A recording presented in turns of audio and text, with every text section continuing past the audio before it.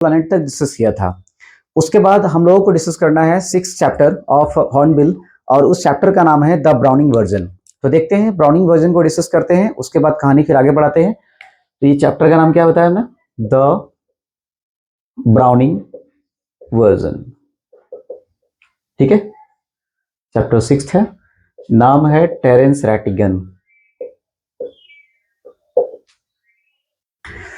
तो सबसे पहले जानते हैं कि ये एक तरह का एक्सर्प्ट है,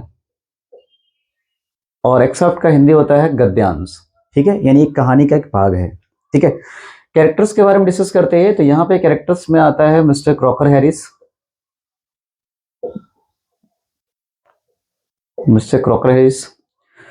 फ्रैंक, टैप्लो और मिली। ठीक है, तो क्रॉकर हैरिस एक टीचर है जिनके पास टैप्लो लगातार एक्स्ट्रा क्लासेस लेने के लिए उनके घर तक जाता है। ठीक है, फ्रैंक जो है एक यंग टीचर है, Crocker Harris middle age teacher है। एट द सेम टाइम टैप्लो का एज जो है वो 16 है।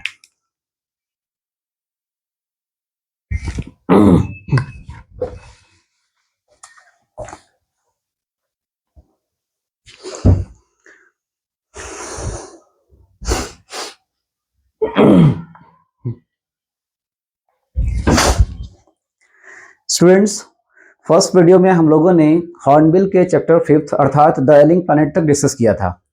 उसके बाद हम लोग चैप्टर 6 को डिस्कस करेंगे, जिसका नाम है द ब्राउनिंग वर्जन। तो देखते हैं ब्राउनिंग वर्जन के बारे में जानने का प्रयास करते हैं।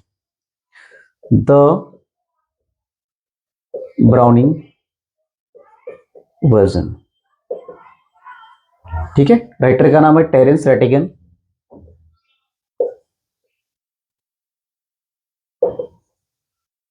चैप्टर 6।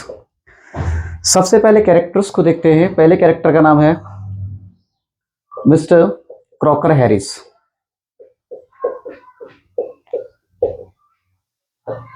दूसरे कैरेक्टर है फ्रैंक। तीसरा कैरेक्टर का नाम है Taplow, and the last one is Millie. ठीक है, मिस्टर क्रॉकर हैरिस एक मिडिल एज टीचर है।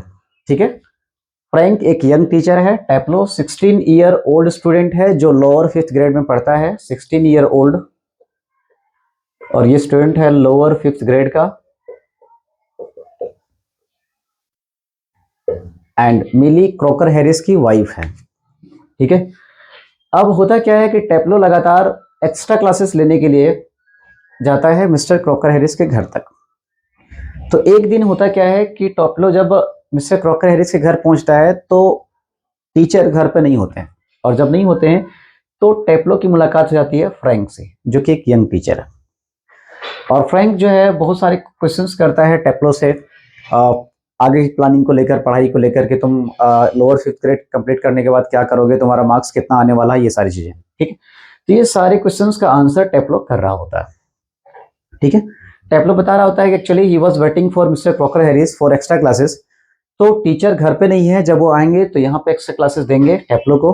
तब तक टैप्लो और फ्रैंक में काफी बातें होती है। ठीक है, बातें होती है। टैप्लो जो है वो कहीं ना कहीं हर एक क्वेश्चन का आंसर करता है फ्रैंक का। फ्रैंक भी जो है वो बहुत सारे क्वेश्चंस करता है उससे, है ना, कि तुम जो है लोअर 5th ग्रेड करने के बाद जो है क्या पढ़ाई करोगे, आगे कि तुम्हारा प्लानिंग क्या है, तुम साइंस लेना पसंद करोगे या फिर आर्ट्स लेना पसंद करोगे, तुम्हारे टीचर कैसे हैं, बिहेवियर में कैसे हैं, ये सारी चीजें जो है डिस्कस कर रही होती है, मतलब कर रहे होते हैं। ठीक है, उसी बीच क्या होता है कि कहीं ना कहीं फ्रैंक एक क्वेश्चन करता है टैप्लो से कि क्या तुम्हारे टीचर कभी ये नहीं बताते कि तुम्हारा मार्क्स कितना आ रहा है रिजल्ट से पहले। तो टैप्लो का आंसर होता नहीं। टैप्लो बोलता है कि कभी भी हमारे टीचर हमें रिजल्ट के पब्लिश होने से पहले मार्क्स नहीं बताते हैं। हमने बहुत बार पूछने का भी प्रयास किया। टैप्लो बताता है कि हमने बहुत बार पूछने का भी प्रयास किया मिस्टर क्रॉकर हैरिस से। तो क्रॉकर हैरिस लगातार एक बात रिपीट करते हैं, my dear Taplow, I have given you exactly what you deserve, no more and certainly no less. ठीक है, तो ये कथन होता है किनका? मिस्टर क्रॉकर हैरिस का। और ये बार बार रिपीट करता है टैप्लो, सुनाता है किसको? फ्रैंक को। फिर दोनों कुछ देर के बाद वहीं पे गोल्फ खेलते हैं, और गोल्फ खेलने के दौरान डिस्कस होता है कि क्या तुम्हारे टीचर सैडिस्ट नहीं है? सैडिस्ट, है ना। क्वेश्चन करता है फ्रैंक टेप्लो से कि तुम्हारे टीचर सैडिस्ट तो नहीं है। सैडिस्ट मतलब क्या होता है? जो दूसरों को दुख देकर अपने आप में अच्छा फील करता हो। हाँ, हम लोग देखते हैं स्कूल लाइफ में कि कुछ ऐसे भी लोग होते हैं, ऐसे टीचर्स मिलेंगे जो कहीं ना कहीं अपने घर का गुस्सा वो स्कूल में उतारते हैं बच्चों पर। ठीक है, तो उन्हें हम लोग सैडिस्ट कहेंगे। क्लियर?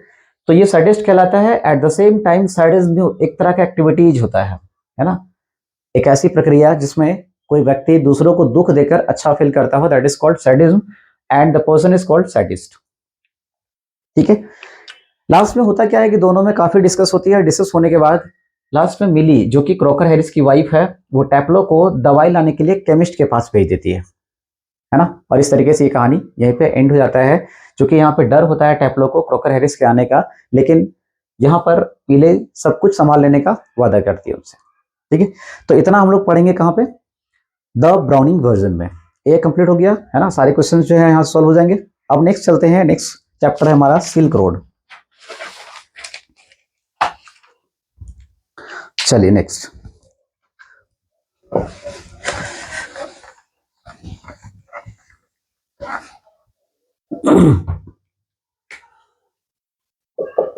सिल्क रोड चैप्टर 7 और राइटर का नाम है Jayant Narlikar.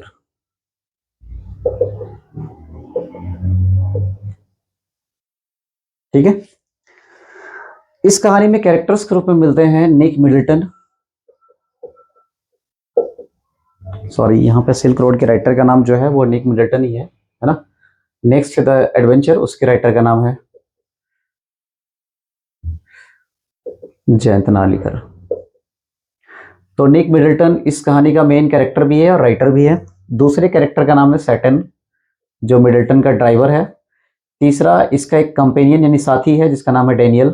The next character is लामो, जो एक लड़की होती है, और लामो ने मिडल्टन को एक सिप कोट ऑफर की थी, यानी एक गर्म कपड़ा। ठीक है, लामो के बाद जो है वो नेक्स्ट कैरेक्टर आता है Norbu, and last one is इकाई कोवागुची। इकाई कोवागुची का चर्चा किया गया यहाँ पे, ये कोई कैरेक्टर नहीं है ना। देखो यहाँ पे निक मिडल्टन के बारे में बताया कि ये एक पिलग्रिम है, अर्थात तीर्थ यात्री। ठीक है, ये सैटन मिडल्टन का ड्राइवर है, निक्स ड्राइवर शॉर्टकट में लिखते हैं हम लोग। आगे निक का ये कंपेनियन है, साथी है। लामो एक गर्ल है जो कि ऑफर करती है एक सिप कोट, किसको? मिडल्टन को। नोरबू एक तिब्बतियन पर्सन है जो कि Chinese academy of social science में काम करता है, और इसके पास एक याक है। ठीक है, and the last character is इकाई कोवागुची, जो कि एक जापानीज मॉन्क है। और इकाई कोवागुची जब मानसरोवर झील के पास गया था तो उसकी खूबसूरती को देखकर ये रो गया था। ठीक है, यानी खुशी के आंसू। तो इतने सारे कैरेक्टर्स को डिस्कस किए हमने। अब देखते क्या है कि ये हमारा जो इंडिया है, इस इंडिया के मानचित्र के अकॉर्डिंग यानी मैप के अकॉर्डिंग हम लोग क्या देखते हैं कि कहीं ना कहीं जब मिडल्टन यात्रा करता है तो पहाड़ी क्षेत्रों का यात्रा करता है। वो राओ से अपनी यात्रा को स्टार्ट करता है, राओ से, और उन्हें जाना होता है कोरा करने के लिए। और कोरा करने के लिए जाता है तो कहीं ना कहीं उसके साथ सैटन होता है, डेनियल होता है। डेनियल जो है वो होर तक उसके साथ जाता है। ठीक है, होर, जहां पे मानसरोवर झील स्थित है। और मानसरोवर झील कहीं ना कहीं ओरिजिन के रूप में जाना आता है 4 नदियों का। उसमें से नाम आता है गंगा, सतलज, ब्रह्मपुत्र और सिंधु नदी। ठीक है, तो मानसरोवर झील कहां पे स्थित है? होर में। और मानसरोवर से कौन कौन सी नदियां निकलती है? तो गंगा निकलती है, सतलज, ब्रह्मपुत्र और सिंधु नदी। ठीक है, याद रखें। आगे होता क्या है कि सैटन और निक मिडल्टन काफी प्रॉब्लम्स को फेस करते हैं, क्योंकि ये पहाड़ी इलाका है, चट्टानी इलाका है, बहुत सारे चट्टान हैं, बहुत सारे पहाड़ियां हैं, और उसके साथ साथ ये इलाका जो है वो ठंडा प्रदेश है। और ठंडे प्रदेश होने के कारण से मिडल्टन को एक बार तो सर्दी हो जाता है, और वो सर्दी इतना डेंजरस था कि उसका एक नाक बंद हो गया था। उसे डर था कि कहीं दोनों नाक बंद ना हो जाए। ठीक है, इसके कारण से बेचारा ये सोया नहीं था। एंड देन आगे जाके क्या होता है कि चाइना में एक मेडिकल कॉलेज में अपना ट्रीटमेंट करवाता है। ठीक है, आगे हम लोग क्या देखते हैं कि लास्ट में वो वेट कर रहा होता है, किसका? किसी व्यक्ति का जो उसके साथ कोरा कर सके। कोरा मतलब तीर्थ यात्रा करना। ठीक है, और कुछ देर के बाद वहां पे नोरबू पहुंचता है, जिसके बारे में हमने बताया कि ये Chinese academy of social science में काम करता है और ये तिब्बतियन है, तो इसके पास एक याक है। तो लास्ट में निक मिडल्टन और नोरबू ये दोनों जो है वो कोरा करने के लिए निकल जाते हैं। ठीक है, तो ये कहानी हम लोग यहाँ पे याद रखेंगे, सिल्क रोड। इससे रिलेटेड जो है वो लगभग क्वेश्चन सोच हो जाएंगे। आगे यहाँ पे कुछ और टर्म्स जो हैं उसमें से आता है नाम कि कहीं ना कहीं वहां पे जो है कुछ ऐसे वाइल्ड आर्स है जिन्हें हम लोग क्यांग कहेंगे, है ना, यानी जंगली गधे, जिसका नाम क्या है, क्यांग। फिर जो है तिब्बतियन डॉग मिलता है उन्हें, जिनका नाम है मैस्टिफ। ठीक है, और भी वर्ड्स आ सकते हैं, जैसे डेनियल जो है वो निक मिडल्टन के साथ कहाँ तक जाता है, तो वो होर तक जाता है। होर के बाद उन्हें लहासा जाना होता है, तो वो अपना रास्ता चेंज कर लेता है, बदल लेता है। नेक्स्ट हम लोग यहाँ पे क्या देखते हैं कि कहीं ना कहीं कुछ और चीजें, हाँ, ये है कि लामो ने मिडल्टन को क्या ऑफर किया था, तो उन्होंने एक सीप कोट ऑफर किया था, जिसको हम लोग ड्रोकवा भी कहेंगे या फिर फर भी कहेंगे, है ना। तो इस तरीके से सिल्क रोड कंप्लीट हो गया। नेक्स्ट हमारा चैप्टर जो है वो है द एडवेंचर।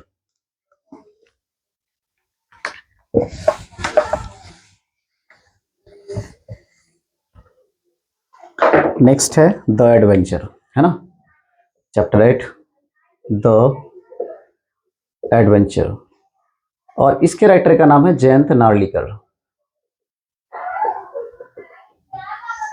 ठीक है, यहां पे दो कैरेक्टर्स याद रखना है। पहला है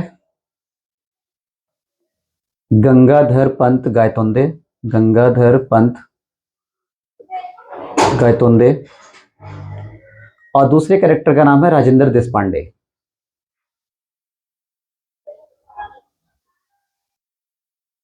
ठीक है, ये एक तरीके का हिस्टोरिकल स्टोरी है, ऐतिहासिक कहानी है। और ये हिस्टोरिकल स्टोरी में हम लोगों को जानने को मिलता है गंगाधर पंत गायतोंदे के बारे में, जो कि हिस्ट्री के प्रोफेसर है ना। ये हिस्ट्री के प्रोफेसर हैं, जबकि राजेंद्र देशपांडे साइंस के प्रोफेसर हैं। तो गंगाधर गायतोंदे के साथ एक बार बहुत खतरनाक एक्सीडेंट हुआ था, जिसके कारण से उसकी मेमोरी पावर चली गई थी। ठीक है, और उसके कारण से कहीं ना कहीं उनका फ्रेंड राजेंद्र देशपांडे जो है, इन्होंने एक थ्योरी इंट्रोड्यूस किया था। उस थ्योरी का नाम था the theory of catastrophe. Catastrophe, catastrophe का मतलब होता है आपदा। ठीक है, तो ये बात किसने इंट्रोड्यूस किया था, राजेंद्र देशपांडे ने। ठीक है, आगे जाके क्या होता है कि गंगाधर पंत गायतोंदे एक बुक भी लिखते हैं। उस बुक का नाम होता है भाव साहेब बांछी बकर, भाव साहेब बांछी बकर। और इसमें उन्होंने चर्चा किया था the battle of Panipat third. ठीक है, battle of Panipat third, the battle of Panipat third. और ये जो हुआ था वो कहीं ना कहीं 1761 में हुआ था, अफगान के बीच और मराठा के बीच, है ना, अफगान के बीच और मराठा के बीच, अफगान वर्सेस मराठा, जीत हुई थी मराठा का। तो इतना बात याद रखना है हमें द एडवेंचर से। आगे जो है वो कुछ और भी चीजें हो सकती है, तो ये सारी चीजों को कम से कम इतना हम लोग कवर करते हैं, तो इसका मतलब ये है कि हमारा एमसीक्यू क्वेश्चन छूटने के चांसेस बहुत ही कम है ना। पहले क्या बताया, गंगाधर गायतोंदे जो है वो हिस्ट्री का प्रोफेसर है, राजेंद्र देशपांडे साइंस के प्रोफेसर हैं। ये एक तरह का हिस्टोरिकल स्टोरी है। यहाँ पे राजेंद्र देशपांडे एक थ्योरी देते हैं, उस थ्योरी का नाम होता है the theory of catastrophe. Gangadhar Pant Gaitonde उन्होंने एक बुक लिखा था, उस बुक का नाम क्या था, भाव साहेब बांछी बकर, है ना, जिसमें उन्होंने चर्चा किया था बैटल ऑफ पानीपत थर्ड का। और बैटल ऑफ पानीपत थर्ड लड़ा गया था 1761 में अफगान और मराठा के बीच, जिसमें कहीं ना कहीं मराठा ने अफगान को हराया था। अब कमेंट बॉक्स में आप लोग को आंसर करना है कि पानीपत का फर्स्ट और सेकंड वार कब हुआ था, है ना, battle of Panipat first and second कब हुआ था, इसके बारे में आप लोग को कमेंट में बताना है। तो ये सिल्क रोड कंप्लीट हुआ, इसका मतलब ये है कि हमारा हॉर्नबिल का प्रोज सेक्शन कंप्लीट हुआ। अब हम लोग जो है वो पोएम्स क्लियर करेंगे, और पोएम्स क्लियर करने के बाद फिर जो है स्नैपशॉट को डिस्कस करेंगे। ठीक है,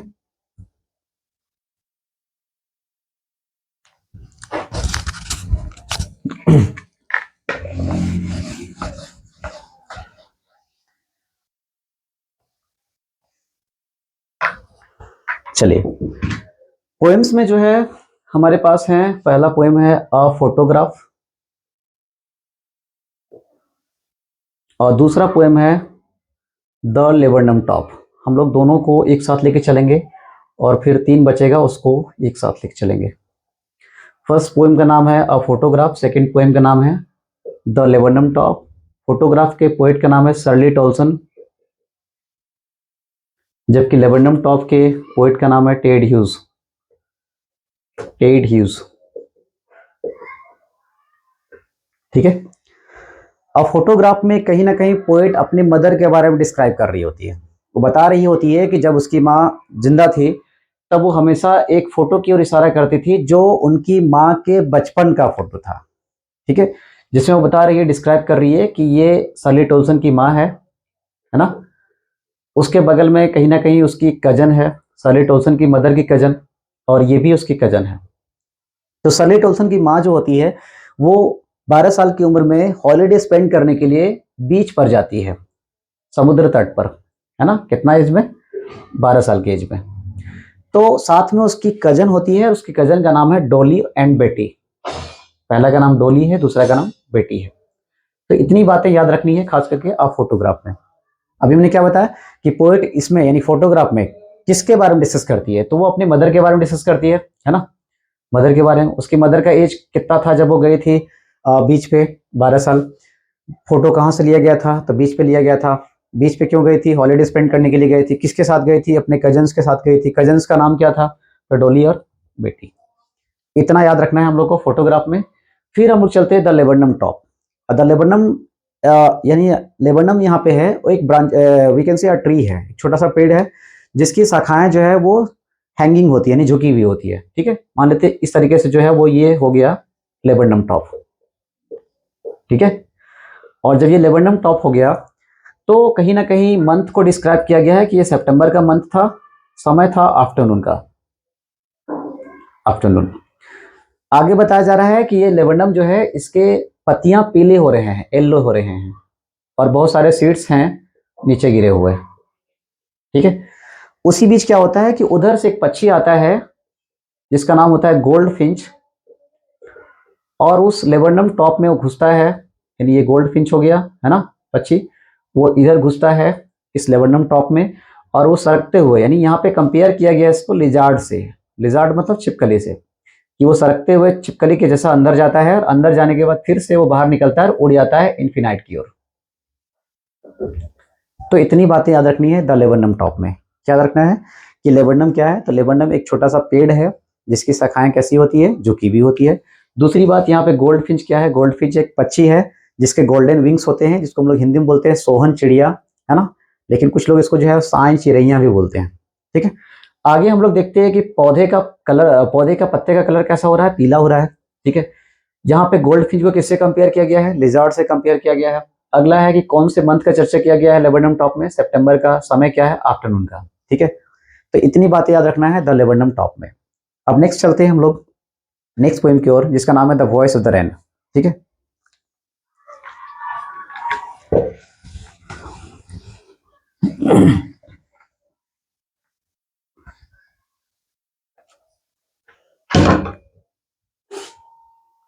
poem number 3, the voice of the rain. ठीक है। फिर हम लोग को यहाँ पे पढ़ना है childhood, 5th number, and 5th में पढ़ना है father to son, father and sun.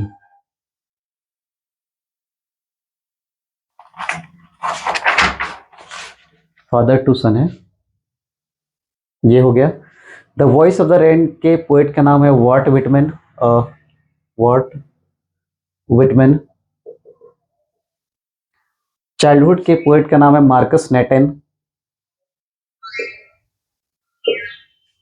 And father to son Elizabeth Jennings. ठीक है।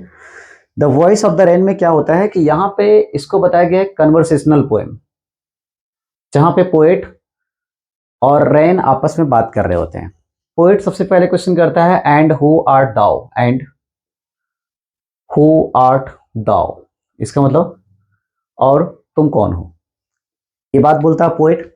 और जैसे ही पोएट ने ये बात बोला कि तुम कौन हो, तो कहीं ना कहीं जो सावर होता है अर्थात रेन, वो आंसर करता है कि I am the poem of the earth, I am the poem of the earth.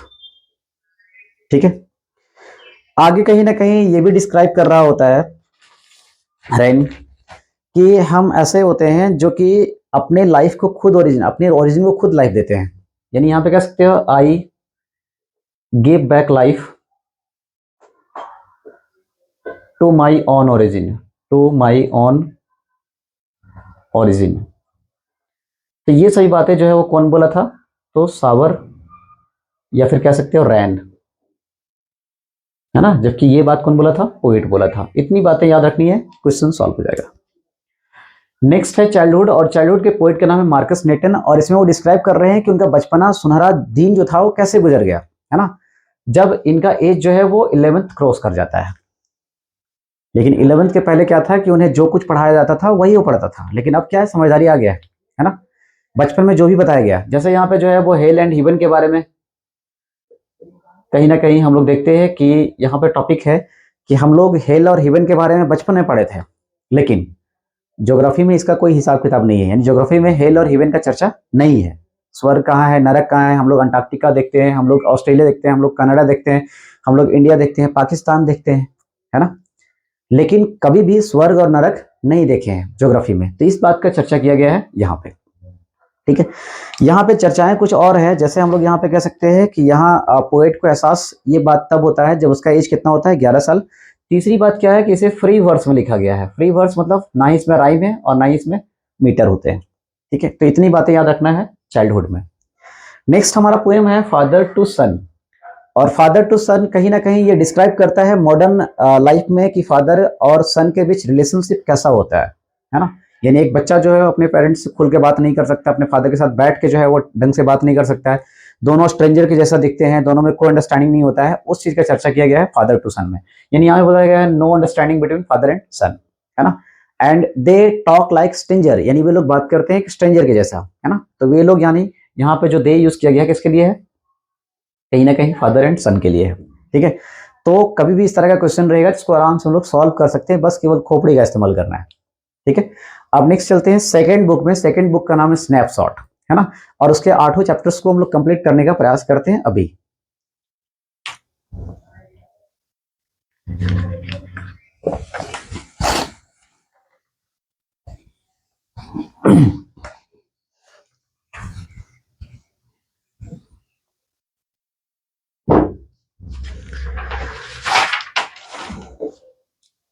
तो जो हम लोग 8 चैप्टर का बात कर रहे हैं, स्नैपशॉट सेकंड बुक है हमारा, स्नैपशॉट्स। इसमें फर्स्ट स्टोरी का नाम है the summer of the beautiful white house, the summer of the beautiful white horse, और इसके राइटर का नाम है विलियम सैरवन, ठीक है। कैरेक्टर्स का डिस्कस करते हैं। तो यहाँ पे मेन कैरेक्टर है आराम, मुराद, जॉन बायरो, ठीक है। जॉन बायरो के साथ साथ यहाँ पे जो है वो अंकल खुसरो है,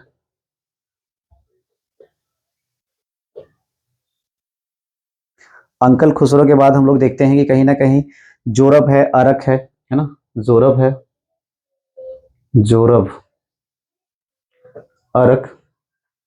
तो इतने कैरेक्टर्स को याद रखना है ना। इस कहानी का नरेटर आराम है, और ये 9 ईयर ओल्ड है, 9 साल का है ना, 9 ईयर ओल्ड। और मुराद जो है वो 12 ईयर ओल्ड है, यानी 12 साल का है। लेकिन ये दोनों आपस में जो है वो कजन है, ठीक है। एंड सबसे बड़ी बात क्या है कि कहीं ना कहीं आराम हो, चाहे मुराद हो, चाहे अंकल खुसरो हो, जोरब हो, अरक हो, यानी यहाँ पे कैरेक्टर्स जो है वो देखते हैं आराम, मुराद, अंकल खुसरो, जोरब और एरक। ये सभी आर्मेनिया के एक बहुत ही अच्छे फैमिली से बिलोंग करते हैं। उस फैमिली का नाम है गैरोग्लैनियन फैमिली, गैरोग्लैनियन फैमिली। और ये फैमिली कहाँ का है? आर्मेनिया का। और आर्मेनिया का ये परिवार जाना जाता है अपने ऑनेस्टी के लिए और ट्रूथ के लिए, है ना। Non for truth and honesty, non for truth and honesty, ठीक है। यानी गैरोग्लैनियन फैमिली से आज तक कोई भी कोई गलत काम नहीं किया है समाज में। तो इन सभी चीजों को देखते हैं। अब आगे क्या पाते हैं हम लोग कि जब ये गैरोग्लैनियन फैमिली से बिलोंग करते हैं तो आराम नरेटर इस कहानी का, मुराद क्या होता है कि हॉर्स राइडिंग का शौकीन होता है ये, है ना। हॉर्स राइडिंग का शौकीन होता है, शौकीन होता है। और दूसरी बात क्या है कि ये एक बर्ड लवर भी है, यानी पशु, वी कैन से पक्षी प्रेमी, है ना। तो मुराद क्या करता है, एक दिन जॉन बायरो जो कि एक वी कैन से एक फार्मर है, ठीक है, ये एसेरियन फार्मर बोला गया इसको, तो इसका घोड़ा चुरा के लाता है, और चुरा के लाने के बाद वो आराम के साथ काफी राइड करता है उसको, है ना। अब यहां से क्या होता है कि जॉन बायरो को भी डाउट नहीं होता है इन दोनों बच्चों पर, क्योंकि इसके फैमिली का रिकॉर्ड रहा है कि आज तक इन्होंने कोई गलत काम नहीं किया, ठीक है। इवन यहां तक क्या होता है कि एक बार जॉन बायरो ने घोड़ा को देख भी लिया था, लेकिन इतना बिलीव था गैरोग्रिलिन फैमिली पर कि उन्हें लगा कि शायद ये जुड़वा घोड़ा होगा मेरे घोड़े का, इस कारण से उन्होंने उसको इंटरप्ट नहीं किया। आगे क्या होता है कि जॉन बायरो एक बार वही शिकायत करते हुए कहीं ना कहीं आता है आराम और मुराद के घर, और जब आता है तो वो सारा बात बता रहा होता है आराम और मुराद के अंकल को, जिनका नाम होता है अंकल खुसरो, ठीक है। ये आराम और मुराद के कौन है, अंकल है। तो जब इनको बता रहा होता है तो इनके माइंड में हमेशा एक लैंग्वेज, एक वर्ड यूज होता है, और वो वर्ड क्या है, वो वर्ड ये है कि इट्स नो हार्म, है ना, पे नो अटेंशन टू इट, यानी कुछ भी इसको बोल दो, है ना। अरे वो आदमी मर गया, इट्स नो हार्म, पे नो अटेंशन टू इट, है ना। अरे मेरा घोड़ा जो है भूल गया, कोई चुरा के ले गया, इट्स नो हार्म, पे नो अटेंशन टू इट। अरे मुझे चलने में काफी दिक्कत होता है, हम काफी पैदल चलना पड़ता है हमें, इट्स नो हार्म, पे नो अटेंशन टू इट। मतलब हमेशा इसकी जुबान पे ये लैंग्वेज रहता था, है ना। क्या देखिए, इट्स नो हार्म, पे नो अटेंशन टू इट, पे नो अटेंशन टू इट। ये बात किसका होता था, अंकल खुसरो का, ठीक है। आगे हम लोग यहाँ पे क्या देखते हैं कि फादर ऑफ अरक, यानी ये जो है वो अरक के फादर हैं। एंड लास्ट हम लोग क्या देखते हैं कि कहीं ना कहीं जोरब, जो जोरब कौन है, तो ये जोरब जो है वो मुराद के फादर है, मुराद के फादर। और अरक कौन है, तो ये जो है वो सन है अंकल खुसरो का, सन ऑफ खुसरो, ठीक है। इतनी बातें याद रखेंगे। आगे हम लोग यहाँ पे कुछ और चीजें हैं कि एक बार जब आराम और मुराद घोड़े को राइड कर रहा होता है, तो मुराद घोड़े को राइड करने में वी कैन से मास्टर है, लेकिन आराम को उतना नहीं आता है, जिसके कारण से एक बार घोड़ा भाग जाता है आराम के पास से, और वो एक फेटवेजियन नाम का किसान होता है, उसके वाइन यार्ड में चला जाता है, ठीक है। तो ये भी चीजें हम लोग यहाँ पे देखते हैं कि एक बार जो है वो कहीं ना कहीं आराम के साइड से क्या होता है, उसका घोड़ा भाग जाता है कहाँ पे, फेटवेजियन के वाइन यार्ड में, ठीक है। तो इन चीजों को केयर करेंगे यहाँ पे। एट द सेम टाइम यहाँ पे क्या देखते हैं हम लोग कि गैरोग्रिलिन फैमिली जो है वो जाना जाता है किस कारण से, ट्रूथ के लिए और ऑनेस्टी के लिए। इतना कहीं हम लोग याद रखेंगे तो ये चैप्टर हमारा कंप्लीट हो जाएगा। देखते हैं नेक्स्ट चैप्टर।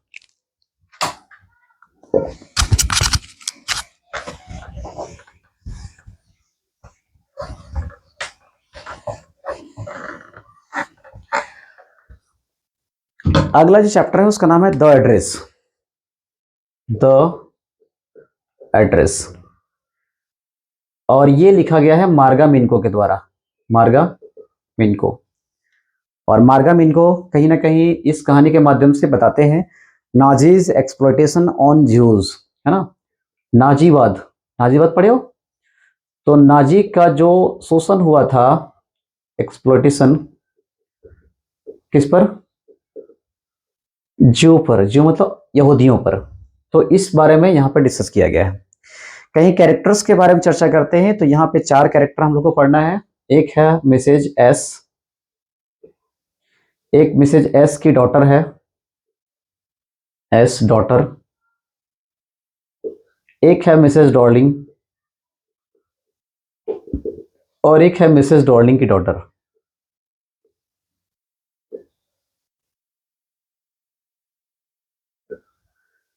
तो कहीं ना कहीं हम लोग देखते हैं कि ये कहानी बिलोंग करता है हॉलैंड से, जिसका अभी प्रेजेंट में नाम है नीदरलैंड, है ना।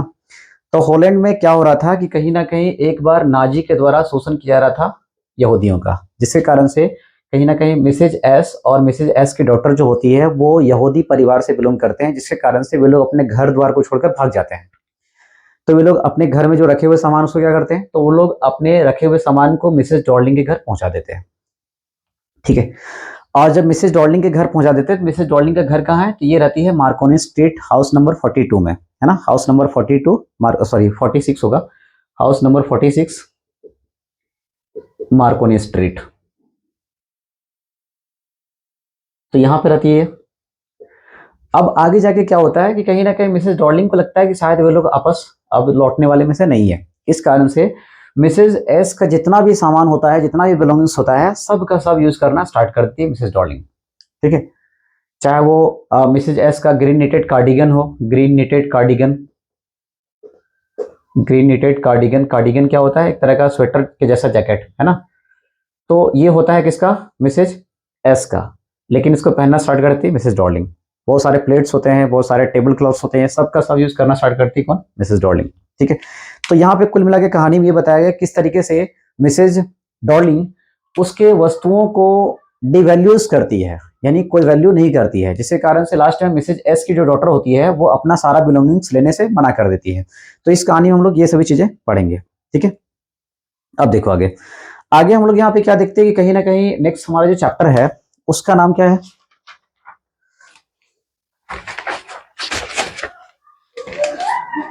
उसका नाम है रंगाज मैरिज। लेकिन इसके पहले जो है एक दो क्वेश्चन यहां से और कर लेते हैं कि एक वर्ड है यहाँ पे हनुक्का, और हनुक्का का मतलब होता है कैंडल लाइट, है ना, जो कि पहले दीवार में लगाकर लोग जो है वो जलाते थे, तो उस तरह का जो कैंडल लाइट होता था उसको क्या बुलाया जाता था, हनुक्का बुलाया जाता था। दूसरी बात यहाँ पे क्या है कि मिसेस डॉर्लिंग, मिसेस एस की जो बेटी होती है वो मिसेस डॉर्लिंग के घर 2 बार विजिट करती है, लेकिन पहली बार मिसेस डॉर्लिंग उसे पहचानने से इनकार कर देती है। सेकेंड टाइम में जब मिसेस एस की बेटी घुसती है डॉर्लिंग के घर, उस समय डॉर्लिंग घर पे नहीं होती है, उसकी बेटी होती है, मिसेस डॉर्लिंग की बेटी, जो आराम से उसको एंटर करने दे देती है। लेकिन वहां पे मिसेज एस की बेटी को केवल केवल अपने वस्तुओं का डिवैल्यूज नजर आता है, जिसके कारण से लास्ट में वो सभी बिलोंगिंग्स को लेने से मना कर देती है। तो ये सभी चीजें हम लोग पढ़े चैप्टर सेकेंड में। अब नेक्स्ट देखते हैं रंगाज मैरिज।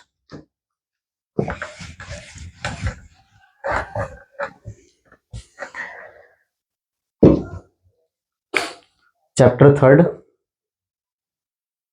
रंगाज मैरिज, और इसके राइटर का नाम है मस्ती वेंकटेशा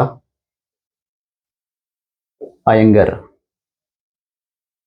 ये एक साउथ इंडियन स्टोरी है ना, जिसमें कैरेक्टर्स के बारे में डिस्कस करना चाहेंगे। तो पहला कैरेक्टर का नाम है रंगप्पा, शॉर्टकट में इसको बोलते हैं रंगा। दूसरे कैरेक्टर का नाम है श्यामा। तीसरा है गुंडा भट्टा। चौथे कैरेक्टर का नाम है शास्त्री जी। फिर जो है वो रत्ना है और रामाराव है, Shastri ji, Ratna, and last one is Ramarao. ठीक है, तो इतने सारे कैरेक्टर्स हैं। कहीं रंगप्पा के बारे में जानना चाहेंगे तो रंगप्पा जो है इस कहानी का मेन कैरेक्टर है। ठीक है, जो होसाहाली गांव से बिलोंग करता है, बिलोंग्स टू होसाहाली, होसाहाली गांव से बिलोंग्स करता है ये। और ये एक विलेज अकाउंटेंट का बेटा है, जो पढ़ाई करने के लिए बैंगलोर जाता है 6 महीने के लिए। ठीक है, लेकिन 6 महीने के लिए जब ये बैंगलोर जाता है और फिर उधर से रिटर्न करता है, तो उसको देखने के लिए बहुत सारे लोग आते हैं, और बहुत सारे लोग आते हैं तो एक्चुअली उसको देखना चाहते हैं कि क्या उसके अंदर जो पहले की जो मतलब कि जो गांव समाज से जो लगाव था वो है मतलब है ही, या फिर खत्म हो गया, है ना। इसको लेकर जो है बहुत सारे लोग आते हैं और लोग इससे इंप्रेस होते हैं। इसलिए इंप्रेस होते हैं क्योंकि उन्होंने जिंदगी में जो है वो कोई भी ऐसा काम नहीं किया था जो अपने समाज को कोई चीज किसी तरीके से भूल सके। मतलब कि जब वो गया था पढ़ाई करने के लिए बेंगलोर 6 महीने के लिए, तब वो अपने साथ जनेऊ लेके गया था, है ना, जिसको बेंगलोर में यानी यहाँ पे कह सकते हैं जनेवरा, और उसको वापस लेके आया था। तो ये सारी चीजें पढ़ेंगे। आगे क्या होता है कि रंगप्पा का शादी हो जाता है रत्ना से, और रत्ना कौन है, रामा राव की नीस है ना। आगे हम लोग क्या देखते हैं कि श्यामा इस कहानी का नरेटर है, और श्यामा ही शादी करवाता है रंगप्पा का रत्ना से, जिसके कारण से रंगप्पा और रत्ना को बाद में एक चाइल्ड होता है, और उस चाइल्ड का नाम वे लोग रखते हैं श्यामा। ठीक है, नेक्स्ट कैरेक्टर गुंडा भट्टा। गुंडा भट्टा जो है उस गांव का एक छोटा मोटा डॉक्टर है। ठीक है, एंड आगे देखते हैं शास्त्री जी। शास्त्री जी जो होते हैं वो कहीं ना कहीं एक फोर्टेल्स होते हैं, यानी फोरटेलर होते हैं। ये जो है भविष्य के बारे में बताते हैं, और रत्ना और रंगप्पा की शादी में फोरटेलिंग करने में शास्त्री जी का इंपॉर्टेंस कुछ ज्यादा ही है। ठीक है, एंड नेक्स्ट क्या है, रत्ना। रत्ना के बारे में क्या बताया हमने कि रामाराव की ये भतीजी है। दूसरी बात क्या है कि इसकी शादी किससे होता है, रंगप्पा से होता है, और इसका एज कितना है, तो ये मात्र 11 ईयर ओल्ड है। ठीक है, याद रखना है 11 ईयर ओल्ड। एक और कोइन था, तो वो था तुतन खातेन, है ना, जो द डिस्कवरिंग टूट में मिला था। तो 11 साल में क्या होता है कि वह राजा बनता है और यहाँ पे रत्ना की शादी होती है 11 साल में। आगे क्या होता है कि रत्ना को वीणा और हारमोनियम बजाना आता है। She knows how to play veena and the harmonium, ठीक है। एंड लास्ट में क्या है, रामा राव। तो ये सभी चीजें डिस्कस किया। अब यहाँ से क्या होता है, कुछ और भी चीजें याद रखना है, जैसे अनन्या। तो अनन्या को कहीं ना कहीं बेंगलोर में, यानी वैकेंसी ये कर्नाटक कन्नड़ कन्नड़ लैंग्वेज में जो है वो अनन्या का मतलब होता है प्रणाम करना, है ना, नमस्कार करना। फिर जो है वो जनेवरा आया, फिर आया करिगा डब्बू। करिगा डब्बू, तो करिगा डब्बू क्या होता है, तो करिगा डब्बू के बारे में हमने बताया पे कि एक मिठाई होता है जो कोकोनट और शुगर का बना होता है। नेक्स्ट है ब्रह्मरंध्र, है ना। ब्रह्मरंध्र मतलब जैसे कोई खट्टा हम लोग आम खाते हैं तो वो आम का असर जो है वो कहीं ना कहीं दिमाग स्कल तक पड़ता है ना। और वो जो वहां पे टेस्ट नजर आता है उसी को हम लोग क्या बोलेंगे, ब्रह्मरंध्र। नेक्स्ट यहाँ पे क्या होता है कि कहीं ना कहीं अब क्वेश्चन है कि रंगप्पा और रत्ना के बेटे का नाम क्या था, श्यामा था, ठीक है। फिर जो है मैसूर फेमस है आम के लिए, मैंगोज के लिए, है ना। और शास्त्री जी जो होते हैं वो रत्ना और रंगप्पा के मैरिज के बारे में बताते हैं एक लीव्स की मदद से, जिसको बोला जाता है पल्मायरा लीव्स, है ना। और पल्मायरा लीव्स जो होता है वो कहीं ना कहीं एस्ट्रोलॉजर लोग यूज करते हैं, जिसके माध्यम से वो किसी के फ्यूचर के बारे में, किसी के मैरिड लाइफ के बारे में बता सके, ठीक है। तो ये सब चीजें हम लोग को कहानी देखने को मिलता है रंगाज मैरिज में। तो ये कंप्लीट हुआ। नेक्स्ट चलते हैं हम लोग Albert Einstein at school.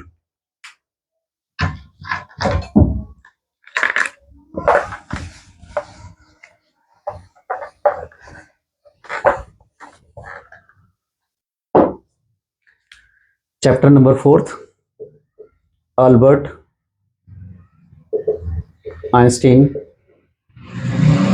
At school, और इसके राइटर का नाम है पैट्रिक प्रिंगल। पैट्रिक प्रिंगल, ठीक है। और इस कहानी में हम लोग कैरेक्टर्स के रूप में देखेंगे अल्बर्ट आइंस्टीन को,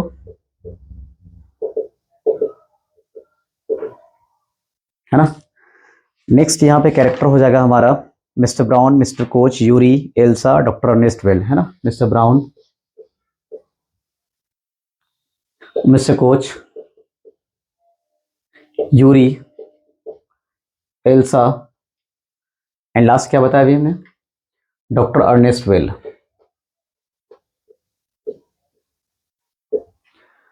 अब यहाँ पे होता क्या है कि एक्चुअली हम लोग अल्बर्ट आइंस्टीन के बारे में जानने का प्रयास करते हैं, तो he is known as the father of modern physics, जिन्होंने थ्योरी ऑफ रिलेटिविटी दिया था, जो कि हम लोग जानते हैं E बराबर mc स्क्वायर।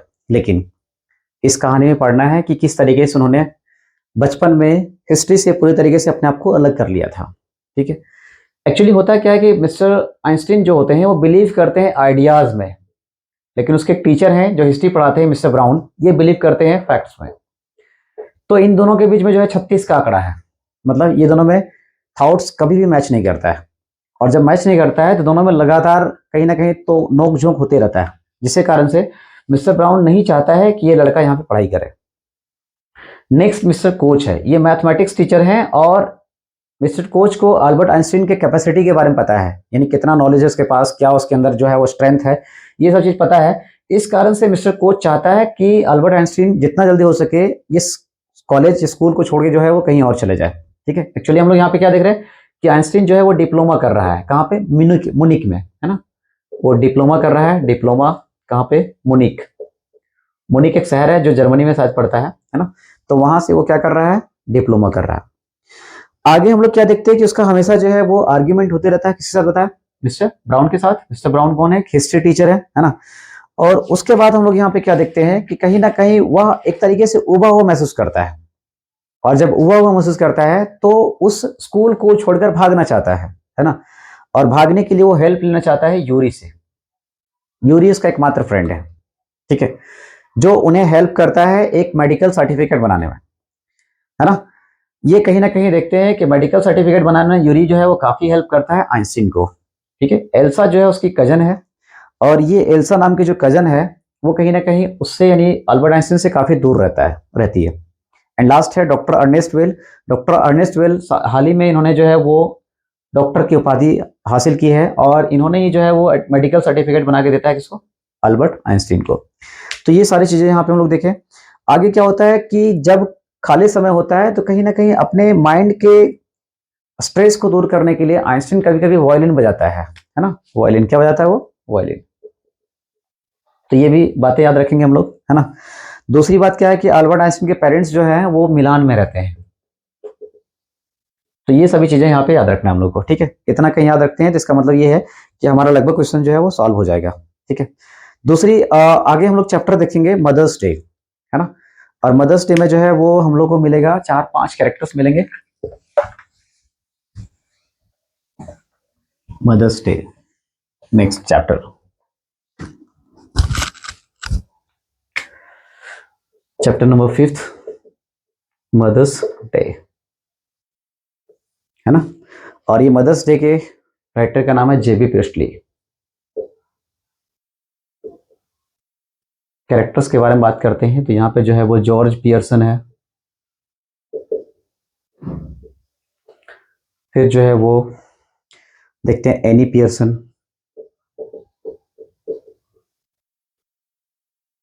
फिर है डोरिस पियर्सन। डोरिस पियर्सन के बाद हम लोग नेक्स्ट देखते हैं यहाँ पे साइरल पियर्सन,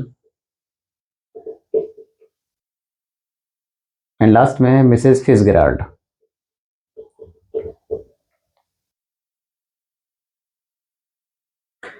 एक्चुअली ये कहानी में सब कुछ कॉमन है। कॉमन क्या है? कॉमन ये है कि यहाँ पर एनी पियर्सन जो जॉर्ज पियर्सन की वाइफ है और डोरिस पियर्सन और साइरल पियर्सन की मदर है, यानी ये जो है वो डॉटर हो गए किसके, एनी पियर्सन और जॉर्ज पियर्सन के, और साइरल पियर्सन जो है वो बेटा हो गया। ये जो है वो पड़ोसी है, नेबर। तो यहाँ पे मदर्स डे जो टाइटल है उससे सब कुछ समझ में आता है कि कहीं ना कहीं मदर्स जो होती है वो काफी परेशान होती है, उन्हें हर कोई तंग करता है घर में। बच्चा कुछ भी कर रहा है तो मदर जिम्मेवार है, बच्चा का कपड़े कहाँ है तो मदर जिम्मेवार है, बच्चा का जूता कहाँ है सबके लिए मदर जिम्मेवार है, और उन्हें हर कोई परेशान करता है। बच्चा जो है टीवी देख रहा है तो वो कहीं ना कहीं मदर को ही बोलेगा पानी लाओ, है ना, पीने के लिए। तो ये इससे क्या होता है, कहीं ना कहीं एनी पियर्सन थोड़ा सा वो अपने आप में शायद भावुक हो जाती होगी, या तो फिर उन्हें कभी लगता होगा कि यार हम क्या कर रहे हैं क्या नहीं कर रहे हैं, है ना। तो इसको सबक सिखाने के लिए, यानी अपने बच्चों को सबक सिखाने के लिए वो सहारा लेती है मिसेस फिट्जगेराल्ड का। और मिसेस फिट्जगेराल्ड जो है वो काफी मदद करती है जब ये ना कह देती है। जैसे कभी कभी जो है वो लोगों को ना कहना उचित होता है ना। तो इसके अकॉर्डिंग हम लोग क्या देखते हैं कि यहाँ पे कहीं ना कहीं मदर्स के इंपॉर्टेंस को बताया गया है इस कहानी में। इतना हम लोग कहीं पढ़ते हैं तो यहाँ से हमारा सारा कहानी क्लियर हो जाता है, ठीक है। नेक्स्ट है the Ghat of the only world.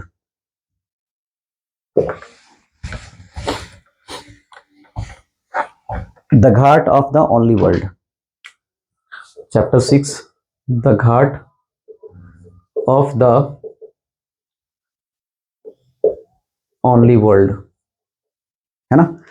और इसके राइटर का नाम है अमिताभ घोष। इस कहानी में जो है दो फ्रेंड्स के बारे में जानने को मिलता है। पहले फ्रेंड का नाम है अमिताभ घोष जो इस कहानी के राइटर हैं, और दूसरे कैरेक्टर है आगा शाहिद अली। कहानी कहीं ना कहीं कश्मीर को डील करता है, और आगा शाहिद अली की एक बहन भी है जिसका नाम है स्मिता। स्मिता, ठीक है। अब यहां से क्या होता है, अमिताभ घोष को आगा शाहिद अली एक स्टोरी लिखने बोलता है अपने लाइफ के बारे में, यानी आगा शाहिद अली की लाइफ के बारे में कहीं ना कहीं रिक्वेस्ट करता है वो कि हमारे ऊपर एक स्टोरी लिखो। और वही स्टोरी को इन्होंने जो प्रॉमिस किया था उसको पूरा किया है इस कहानी में, जिसका नाम क्या रखा है, the Ghat of the only world, ठीक है। अब यहां से क्या होता है कि अमिताभ घोष जो होते हैं वो आगा शाहिद अली के फ्रेंड होते हैं, ठीक है। आगा शाहिद अली कौन है? ये एक पोएट है, और ये पोएट बिलोंग करते हैं कश्मीर से, ठीक है। जिन्होंने एक पोएम भी लिखा था, सॉरी वी कैन से, हाँ, एक पोएम भी लिखा था जिसका पोएम का नाम था the country without a post office. Shahid Ali ने एक पोएम लिखा था the country without a post office, without a post office, जो डील करता है कश्मीरी लाइफ को, है ना, कश्मीरी लाइफ को ये डील करता है। दूसरी बात, इसके फेवरेट सिंगर थे किशोर कुमार, ये भी याद रखना है, किशोर कुमार। और अगला हम लोग यहाँ पे क्या देखते हैं कि ये ब्रेन ट्यूमर से सफर करते हैं शाहिद अली, ब्रेन ट्यूमर से यानी कैंसर से। ये भी बातें याद रखना है यहाँ पे, है ना। एंड नेक्स्ट हम लोग क्या देखते हैं कि कहीं ना कहीं जब वो ब्रेन ट्यूमर से सफर करते हैं यानी कैंसर से सफर करते हैं तो उन्हें अपने मौत के बारे में थोड़ा बहुत पता चल जाता है। ठीक है। और उन्होंने जो है वो अपने अप्रोचिंग डेथ के बारे में बताया था शाहिद अली को, सॉरी अमिताभ घोष को, कि उसका अप्रोचिंग डेथ जो है वो शायद 2001 होगा। At the same time Shahid Ali जो है वो काफ़ी इंटरेस्ट लेते हैं आर्ट में, म्यूजिक में और लिटरेचर में। आर्ट, म्यूजिक एंड लिटरेचर, ये भी बातें याद रखेंगे हम लोग, है ना। तो जब ये कैंसर से पीड़ित होते हैं तो कहीं ना कहीं इसकी बहन काफ़ी हेल्प करती है उनको, जिनका नाम क्या होता है, स्मिता होता है। स्मिता जो है वो मैनहट्टन में रहती है, ठीक है। और मैनहट्टन में वो एक टीचर के रूप में काम करती है, सॉरी मैनहट्टन नहीं, ब्रुकलिन कह सकते हैं, है ना, ब्रुकलिन में रहती है ये। और ये एक टीचर के रूप में काम करती है प्रीट इंस्टीट्यूट में, प्रीट, PRIT इंस्टीट्यूट, यहाँ पे टीचर के रूप में काम करती है, जो कि अपने भाई को काफ़ी हेल्प करती है, उसको रखती है ना। एंड लास्ट में लोग क्या देखते हैं कि शाहिद अली और अमिताभ घोष जो होते हैं वो टॉक करते हैं, बातें करते हैं पॉलिटिक्स को लेकर और रिलीजन को लेकर, ठीक है। एंड सबसे इंपॉर्टेंट क्वेश्चन जो यहाँ पे हो सकता है वो ये हो सकता है कि शाहिद अली और अमिताभ घोष लास्ट टाइम कब मिले थे। तो ये डेट है 27 अक्टूबर। इतनी बातें याद रखना है the Ghat of the only word से, ठीक है। क्या बताएं, शाहिद अली और अमिताभ घोष आपस में दोस्त होते हैं। शाहिद अली का अप्रोचिंग डेथ जो होता है वो 2001 होता है। शाहिद अली और अमिताभ घोष आपस में जो है वो रिलीजन को लेकर और पॉलिटिक्स को लेकर बातें करते हैं। शाहिद अली कहीं ना कहीं बिलोंग करता है मैनहट्टन से, भले ही कश्मीर से है लेकिन बिलोंग करता है मैनहट्टन से। ये एक पोएट है और इनका जो फेवरेट सिंगर है इसका नाम किशोर कुमार है, ठीक है। आगे जो है वो कहीं ना कहीं इनका फेवरेट गजल सिंगर भी है जिसका नाम है बेगम अख्तर, बेगम अख्तर, ठीक है। इसके साथ साथ क्या देखते हैं कि कहीं ना कहीं शाहिद अली आर्ट, म्यूजिक और लिटरेचर में काफी इंटरेस्ट लेते हैं। शाहिद अली की मुलाकात अमिताभ घोष से लास्ट टाइम 27 अक्टूबर को हुआ था। तो ये सभी चीजें यहाँ पे याद रखेंगे, है ना। अब नेक्स्ट है हमारा बर्थ।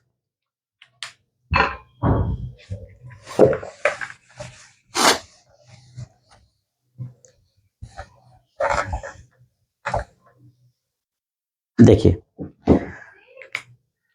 चैप्टर नंबर 7 है, नेम ऑफ बर्थ AJ क्रॉनिन, ठीक है। और इसमें हम लोग क्या देखते हैं कि कहीं ना कहीं यहाँ पे जो कैरेक्टर्स आते हैं उसमें है doctor Edward page, doctor Edward page. और डॉक्टर एडवर्ड पेज जो होते हैं वो एक फेमस डॉक्टर होते हैं, फेमस डॉक्टर। नेक्स्ट है इनका एक असिस्टेंट है और उनका नाम है Andrew mention,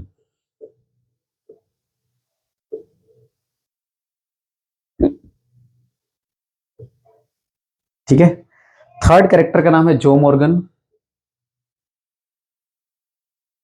fourth one is Susan Morgan, Susan Morgan. And the last character is we can say Christine. Actually होता क्या है कि डॉक्टर एडवर्ड पेज का जो असिस्टेंट है एंड्रू मेंसन, वो काफी इरिटेट फील करता है अपनी लाइफ में बिकॉज ऑफ हिज गर्लफ्रेंड जिसका नाम क्या होता है, क्रिस्टीन। तो क्रिस्टीन के बारे में बहुत कुछ सोच रहा होता है और जब जैसे वो घर पहुंचता है वैसे पता चलता है उन्हें कि उनका कोई वेट कर रहा है। वेट कौन कर रहा है, जो मॉर्गन। और जब जो मॉर्गन वेट कर रहा होता है, क्योंकि उसकी वाइफ जो है वो कहीं ना कहीं प्रेग्नेंट है और वो एक बच्चे को डिलीवर करने वाली है। तो सुजैन मॉर्गन के कारण से जो मॉर्गन को वेट करना होता है एंड्रू मेंसन के घर पर। और फिर क्या होता है कि एंड्रू मेंसन पहुंचता है जो मॉर्गन के घर, जहां पे वो काफी इरिटेट पहले से ही फील कर रहा होता है अपनी गर्लफ्रेंड के कारण से, तो उसे नींद भी नहीं आती है। फिर वहां पे ऐसे वो करता है बिहेव जैसे कि सुजैन मॉर्गन की मदर नोटिस करती है कि शायद ये भागने का प्लानिंग कर रहा है यहाँ से, है ना, यानी शायद उसको बचाने का कोई ये नहीं होगा, है ना। आगे हम लोग यहाँ पे क्या देखते हैं, कहीं ना कहीं एंड्रू मेंसन प्रॉमिस करता है सुजैन मॉर्गन की माँ से कि आप पहले एक कप चाय लाइए, उसके बाद हम इसका काम करते हैं, मतलब कि कहीं ना कहीं बच्चे को हेल्प करेंगे डिलीवर कराने में, ठीक है। उसके बाद यहाँ पे क्या होता है कि लास्ट में सुजैन मॉर्गन और उसके बच्चे, ये दोनों में से किसी एक की लाइफ को बचाना होता है, जहां पर वो डिसाइड करता है कि हम चाहेंगे कि माँ को बचाए, और वो माँ को बचाने के लिए आगे आता है ना। अब होता क्या है कि जब माँ को बचाने के लिए आगे आता है तो वहां पे जो बच्चा पैदा होता है वो कहीं ना कहीं डेड था, यानी मृत था, ठीक है।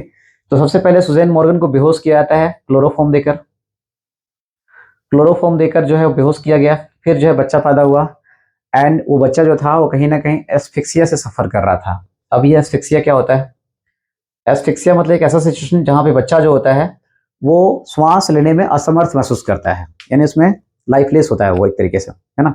तो इसके अकॉर्डिंग यहाँ पे क्या देखते हैं, यदि कोई बच्चा जो है वो पैदा होता है और वो कहीं सांस लेने में दिक्कत महसूस कर रहा है तो सबसे पहले उसके पेट को दबाया जाता है, उसको एक बार गर्म पानी के टब में, एक बार ठंडे पानी के टब में डाला जाता है। तो इससे क्या होता है कि इसका टेम्परेचर के अकॉर्डिंग वो सांस लेना स्टार्ट कर सकता है, ठीक है। और इस तरीके से लास्ट में जो है वो कहीं ना कहीं एंड्रू मेंसन माँ को भी और बच्चे को बचाने में सफल होता है, ठीक है। दूसरी बात क्या है कि ये कहानी पूरी तरीके से ये एक्सर्प्ट है, और ये एक्सर्प्ट लिया गया है द सिटाडेल से, द सिटाडेल। तो ये भी बातें याद रखेंगे कि बर्थ का कहानी जो है वो कहाँ से लिया गया है, तो द सिटाडेल से लिया गया है, ठीक है। क्वेश्चन यहाँ से देखिए, बर्थ जो है एक्सर्प्ट है जिसका, सिटाडेल का। जो मॉर्गन वेट कर रहा था, किसका वेट कर रहा था वो, तो वो एंड्रू मेंसन का वेट कर रहा था। फिर जो है वो एंड्रू मेंसन को एक कप चाय ऑफर कौन करती है, सुजैन मॉर्गन की माँ ऑफर करती है, ठीक है। एंड्रू मेंसन जो है वो किसको बचाने का निर्णय लेता है, तो मदर को बचाने का निर्णय लेता है। आगे की एंड्रू मेंसन जो है किसका असिस्टेंट था, तो डॉक्टर एडवर्ड पेज का असिस्टेंट था।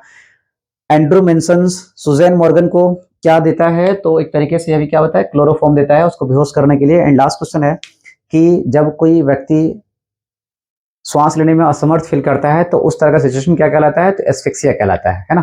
तो इतना याद रखेंगे हम लोग बर्थ में। And last topic is a tale of melon city. तो ये लास्ट टॉपिक होगा, उसके बाद हम लोग आज पूरी तरीके से 11th को फिनिश कर देंगे, है ना। फिर 11th हो सकता है कि हम लोग नेक्स्ट ईयर ही डिस्कस करें, चलिए देखते हैं। लेकिन डिस्कस जो है वो केवल हम करेंगे, आप लोग शायद नहीं करिएगा और करने की जरूरत भी नहीं पड़ेगा, है ना। तो नेक्स्ट चैप्टर जो लास्ट चैप्टर है उसका नाम है अ टेल ऑफ मेलन सिटी, और अ टेल ऑफ मेलन सिटी इसके राइटर का नाम है विक्रम सेठ। विक्रम सेठ ये एक सेटायर है। सेटायर का मतलब होता है to make fun of someone, है ना, टू लाफ एट समवन, है ना, और खासकर राजा का मजाक उड़ाना। जैसे अकबर बिरबल की बहुत सारी कहानी हम लोग सुने हैं, है ना। तो अकबर बिरबल की जो कहानियां हैं वो कहीं ना कहीं सबके सब क्या है, सेटायर है, जिसमें बिरबल हमेशा अकबर को मूर्ख बनाता है कहानियों के माध्यम से।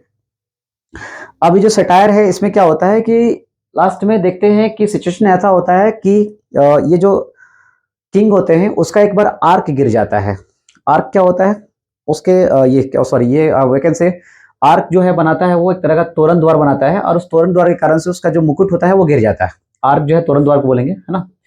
तो उसका क्या होता है कि मुकुट गिर जाता है, और मुकुट गिरने के कारण से सभी लोग जो है वो एक दूसरे को दोषी ठहराते हैं, है ना। कॉन्ट्रैक्टर दोषी है, तो बनाने वाला दोषी है, तो लेबर दोषी है, तो सीमेंट वाला दोषी है, तो ये दोषी है, वो दोषी है, ऐसे करके। एंड फाइनली जो है वो किंग को ही दोषी ठहराया जाता है और किंग को ही हैंग कर दिया जाता है, यानी इसको जो है फांसी की सजा सुना दी जाती है, ठीक है।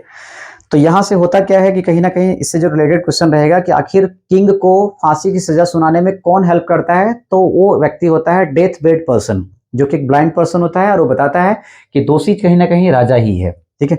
तो इससे रिलेटेड क्वेश्चन आ सकता है कि टेल ऑफ मेलन सिटी क्या है, तो एक सटायर है। आगे है कि इस कहानी में किसको हैंग किया जाता है, तो राजा को हैंग किया जाता है। आगे who declares culprit the king, यानी किंग को जो है कल्प्रिट कौन करार करता है, तो क्या होता है, death bed person, death bed person, जिसको ब्लाइंड पर्सन भी बोला जाता है, ठीक है। नेक्स्ट क्वेश्चन ये है कि what does the king decide to build, यानी किंग जो है वो क्या बनाने का निर्णय लेता है, तो तोरण द्वार बनाने का निर्णय लेता है। अगला क्वेश्चन ये है कि किंग का जो क्राउन था यानी मुकुट था वो कहाँ गिरा था, तो आर्क के कारण से गिरा था, आर्क के पास गिरा था। एंड लास्ट क्वेश्चन है who became the king of the city after the death of the king, यानी किंग के डेथ के बाद में उस क्षेत्र का जो राजा है वो कौन बनता है। तो सबसे बड़ी बात है कि वहां के लोग जो होते हैं वो राजा बनने में इंटरेस्ट नहीं दिखाते हैं, और इस कारण से एक मेलन को, यानी वाटरमेलन वी कैन से, उसको राजा बना दिया जाता है, और इस कारण से यहाँ पे इसका नाम क्या रखा गया, a tale of melon City, chapter number 8। और इस तरीके से हमारा आज का कहानी यहीं पे फिनिश होता है।